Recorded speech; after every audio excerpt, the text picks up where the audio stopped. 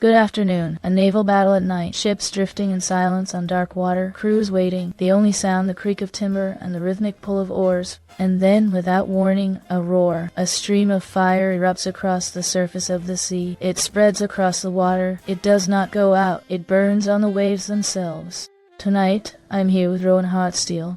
Good evening, Clara. A weapon that changed the outcome of battles, that would have changed the course of history, whose formula was guarded for centuries as one of the most closely held secrets of a civilization, and which then vanished from human knowledge almost entirely. Tonight, we turn to one of the most enduring mysteries of medieval military history, a substance that burned on water, terrified the enemies of an empire, and has never been fully explained. The question tonight is not only what Greek fire was, but why its loss tells us something essential about the fragility of knowledge itself. The accounts left by those who witnessed Greek fire used language that even professional soldiers reached for with unusual emotion. They wrote of fire that could not be extinguished with water, that clung to wood and flesh, and continued to burn as it was dragged through the sea, that rose with a noise like thunder, and moved as though it had a will of thunder, its own. We are speaking about Greek fire, the most feared naval weapon of the medieval world, developed by the Byzantine Empire in the 7th century. And used with devastating effect for hundreds of years, a substance whose precise composition has never been definitively recovered. Then let us begin with the empire that needed it, and the moment in history that made such a weapon necessary.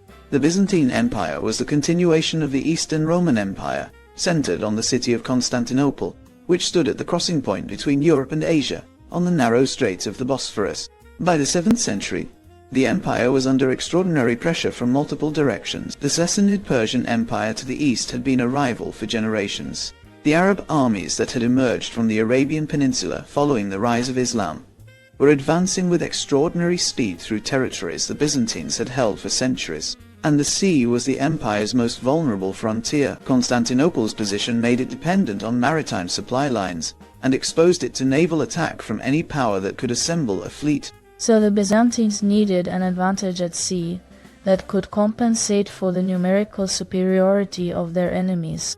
Yes, and what they found, or rather what they were given, was something that altered the terms of naval combat entirely. The most commonly cited account attributes the development of Greek fire to a man named Callinicus, described in Byzantine sources as an architect or engineer from Heliopolis, a city in what is now Lebanon or Syria, fled the Arab conquest of his homeland, and arrived in Constantinople sometime around 670 of the Common Era. He brought with him, according to these accounts, a knowledge of incendiary preparation that he offered to the Byzantine emperor in exchange for patronage and protection. So the weapon may have arrived as the personal knowledge of a single refugee engineer. Yes, though historians are careful to note that the accounts of Callinicus are few and sometimes inconsistent, and that the development of the weapon may have been more collaborative and more gradual than a single inventor. Narrative suggests what is less in doubt is the occasion of its first recorded large-scale use. In 678, an Arab fleet that had been besieging Constantinople by sea was repelled with significant losses by Byzantine ships using an incendiary weapon deployed through bronze siphons mounted on the prows of their vessels. The Arab fleet withdrew. The siege failed. Constantinople survived, and the weapon responsible was spoken of in terms that contemporaries struggled to contain in ordinary language. So, the first large deployment was also immediately decisive. Yes, and the manner of its deployment was itself part of what made it so effective. The primary delivery system was a siphon, a bronze tube mounted at the bow of a specially designed warship called a dromon, which used some form of pressurized mechanism to project the burning substance as a continuous stream. The range was not enormous by modern standards, but in the close-quarters engagements of ancient and medieval naval warfare, where ships sought to ram or board each other, it was sufficient to be devastating. There were also smaller versions, handheld projectors that infantry could use in land engagements, and ceramic grenades filled with the substance that could be thrown or catapulted. So it was not only a naval weapon. It had multiple forms of deployment. Yes, and the psychological dimension was as important as the material one. Fire at sea was already one of the most feared things a sailor could encounter. Wood ships, tarred ropes, oil lanterns, canvas sails, all of it was extraordinarily combustible, and fire on water meant there was nowhere to run. a fire that could not be extinguished by pouring water on it, that instead seemed to intensify when water touched it, that clung to surfaces and continued burning even as ships sank beneath the waves, was not something any trained naval force had a doctrine for. So the terror was not only physical, it was the terror of encountering something the enemy had no framework for understanding. Exactly. And this brings us to the scientific question that has fascinated historians for centuries. What was it made of? The honest answer is that we do not know with certainty. No Byzantine document provides a complete formula. What we have are fragmented references, contemporary descriptions of its behavior, and the analysis of historians working from those fragments. What most historians agree on is that it was almost certainly petroleum-based. The region of the Byzantine world included areas with natural surface oil, seeps that had been known and used for various purposes since antiquity. So the foundation was a naturally occurring flammable substance. Yes. Beyond that, the theories diverged. Various organic resins, plant-derived thickening agents, sulfur compounds, and other materials have been proposed as additional components that might explain specific properties described in the sources, particularly the sources' adhesion of the burning substance and its behavior in contact with water. Some researchers have proposed that quicklime may have been involved, a compound that generates significant heat when it contacts water, which might explain the apparent intensification of the fire when water was thrown on it. But none of these proposals has achieved consensus among specialists, and the sources are ambiguous enough to support multiple competing reconstructions, without definitively confirming any of them. So, after more than 1,000 years of speculation, the formula remains genuinely unknown. Yes. And this is not simply an accident of time or the degradation of material. The secrecy was deliberate and systematic. Byzantine accounts make clear that the formula was classified at the highest level of state secrecy.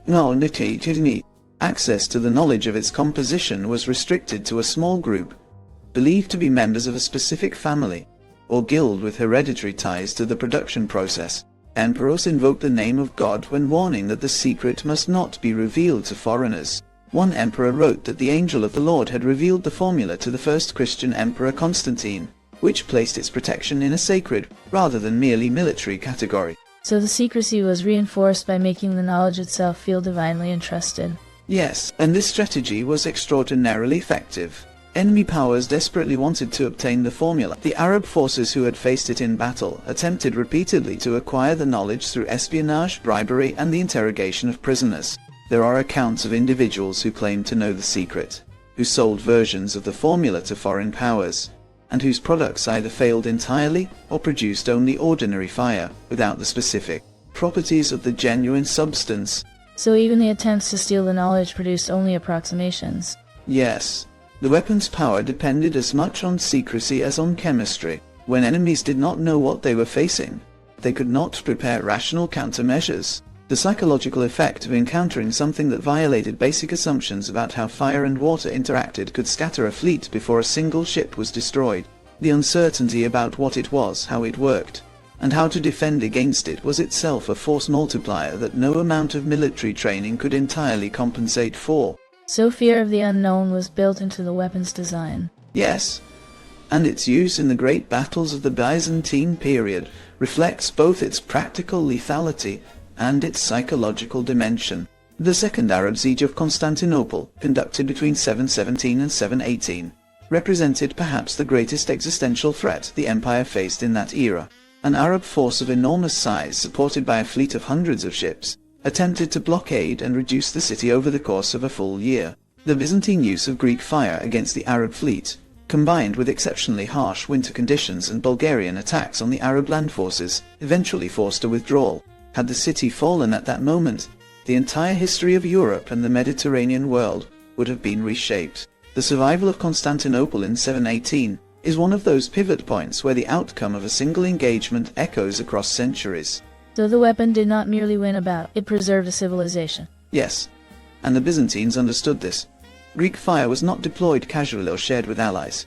It was reserved for moments when the stakes were highest. Later in Byzantine history, it was used against the Rus forces that attacked Constantinople in the 9th and 10th centuries, and the accounts left by those who witnessed it describe a reaction that bordered on religious awe.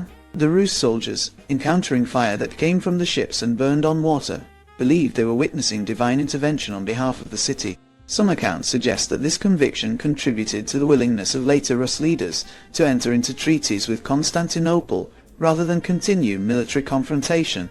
So the weapon shaped diplomacy as well as battles. Yes, and then, fire in the sources become less frequent, less detailed, and eventually almost entirely absent. So the weapon disappeared along with the empire that had created it. Yes, and the question of why the knowledge was lost is itself deeply instructive. The most obvious explanation is the fall of Constantinople itself in 1453, when Ottoman forces ended the Byzantine Empire.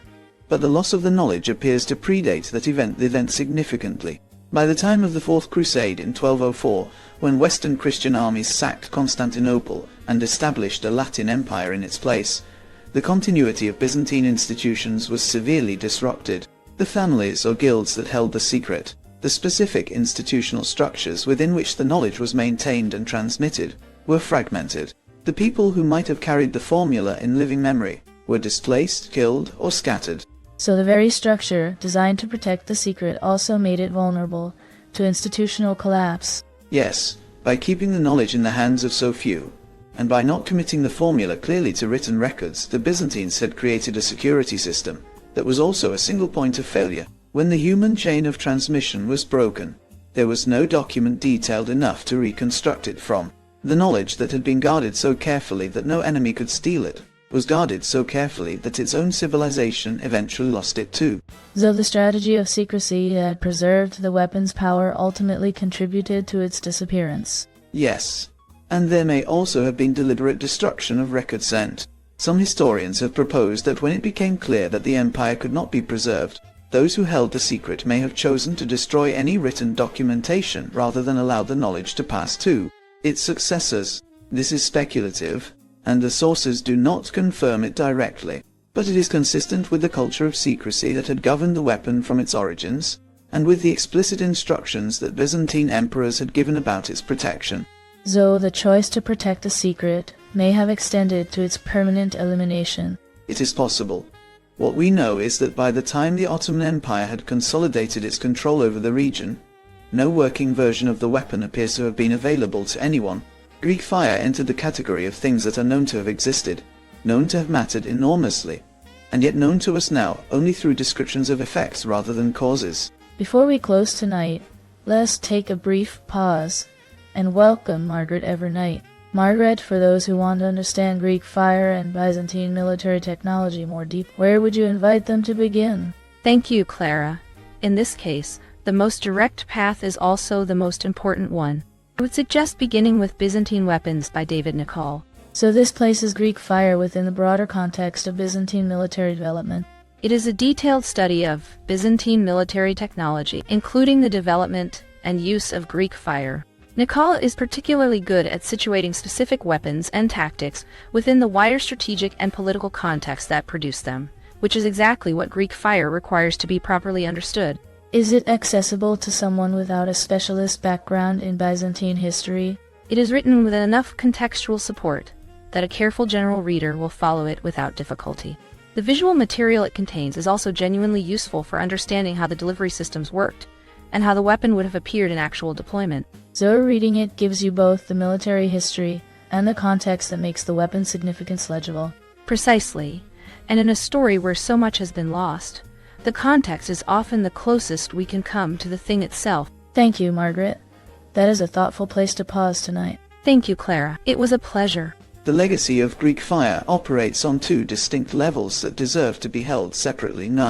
The first is the historical legacy of what it actually did. For roughly 4 centuries it provided the Byzantine Empire with a naval advantage that could not be reliably countered by any opposing fleet. The sieges of Constantinople that it helped repel were not minor conflicts. They were confrontations that, had they succeeded, would have altered the political and cultural map of Europe in ways that are difficult to fully calculate. The preservation of Constantinople as a center of Greek-speaking Christian civilization for centuries, beyond what might otherwise have been its fall, had consequences for the transmission of ancient knowledge, for the development of Orthodox Christianity, for the eventual influence of Byzantine scholars on the Italian Renaissance. So a weapon whose formula we cannot recover may have indirectly shaped the culture that produced the intellectual world we still inhabit. Yes, that chain of consequence is real, even if its exact form cannot be traced precisely. The second level of its legacy is the one that resonates perhaps most deeply with our own time. Greek fire as an example of how knowledge can simply disappear. We tend to think of human knowledge as cumulative, as something that builds on what came before and does not go backward. The history of Greek fire suggests that this assumption is not reliable.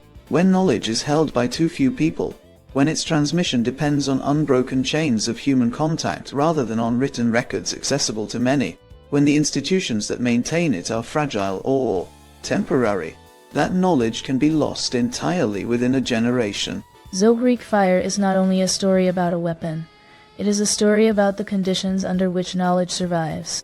Yes, and this makes it a story with implications that extend far beyond the medieval Mediterranean. Modern researchers continue to study the question. The composition of Greek fire has attracted the attention of chemists, historians of technology, and military historians throughout the 20th and 21st centuries. New analytical methods applied to surviving Byzantine manuscripts have occasionally offered fresh leads. Residue analysis of ceramics from sites associated with Byzantine military activity has been attempted. None of these investigations has produced a result that the scholarly community has accepted as definitive. The formula, if it was ever written down in any recoverable form, has not yet been found. So the mystery continues to be actively investigated and continues to resist resolution. Yes, and there is something fitting about that. A weapon whose power depended on not being understood continues, more than 1,000 years after its disappearance, to resist being fully understood. The secrecy that was its greatest strategic advantage has proved more durable than the empire that deployed it, more durable than the ships that carried it, more durable than the civilization whose survival it helped secure. So what is left of Greek fire is precisely the part that was always meant to be kept from us. Yes, Greek fire remains one of history's most powerful examples of a weapon defined by secrecy. And sometimes what is lost is not the weapon itself, but the knowledge that made it possible. Thank you for staying with us tonight. And thank you, Rowan, for guiding us through the fire that burned on water and the silence that has surrounded it ever since. It burned for centuries, and then it vanished. What remains is a question that has not been answered, and perhaps that is the most honest tribute we can offer to a weapon that was defined from the beginning by what it refused to reveal. If this conversation stayed with you, you are welcome to like, comment, and subscribe. You will find other episodes here where history, ideas, and power are approached slowly. Until next time, stay with us.